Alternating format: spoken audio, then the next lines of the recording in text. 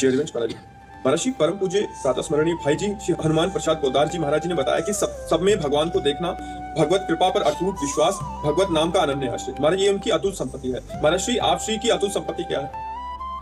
वाणी से बिना बोले अगर समझो तो बस इतनी है, तवै वाश्रिता, तवै वाश्रिता। इसी में तीनों बातें आ जाती हैं। भगवान की कृपा, भगवान का नाम स्मरण। जब हम भगवान के आश्रित होते हैं, भगवान की पूर्ण शरण में हम होते हैं, शरीर मन वाणी ये स्वयं हो जाएंगे जब हम हो जाएंगे। और जिसके हम आश्रित होते हैं उसी का चिंतन होता है, और जो चिंतन होता है वही सामने हमें प्रतीत होता है। यदि हम सदैव भगवान का चिंतन करें तो हमें सब में भगवान नजर आने लगेंगे। चित देखूं तित श्याममयी है। गोपीजन निरंतर भगवान के चिंतन में मन लगो, मन न भये 10-20 एक हो तो सो गयो श्याम पे। तो श्याम में जब मन लग गया, मन कब लगा? जब श्याम को हमने अपना माना, प्रभु को हमने अपना माना, तो अपनेपन में हमारा मन प्रभु में गया। और जब मन प्रभु में गया तो सतत चिंतन प्रभु का होने लगा। चलते फिरते उठते बैठते खाते पीते तो अब जो मिलता है वो प्रभु में ही दिखाई देता है। जित देखूं तित श्याममय, तो सब में भगवान का दर्शन। और मन जब भगवान में तो चिंतन भगवान का। और ये सब कैसे हुआ? कृपा से। भगवान का मुख्य है आश्रय, भगवान से अपनापन, भगवान के चरणों का आश्रय, उसी आश्रय से होता है।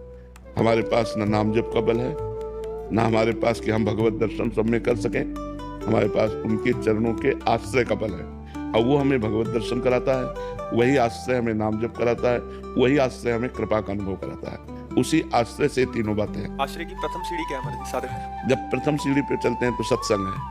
प्रथम भगति संतन कर संगा। जब हम संतों का संग करते हैं तो भगवान की महिमा सुनने को मिलती है, नाम महिमा सुनने को मिलती है। और ये पता चलता है कि मनुष्य जीवन का लक्ष्य है भगवत प्राप्ति, मनुष्य जीवन की सार्थकता है भगवान की प्राप्ति। तो फिर हम भगवान के आश्रय की तरफ बढ़ते हैं जब हमें पहले संत संग मिलता है। प्रथम भगति संतन कर संगा। और संस्कृत में जो नवधा भक्ति का वर्णन है उसमें प्रथम है श्रवणम। जब हम भगवान की महिमा को श्रवण करते हैं तो हमारे हृदय में भगवान के प्रति अपनापन शुरू होता है, यहीं से जागृति होती है।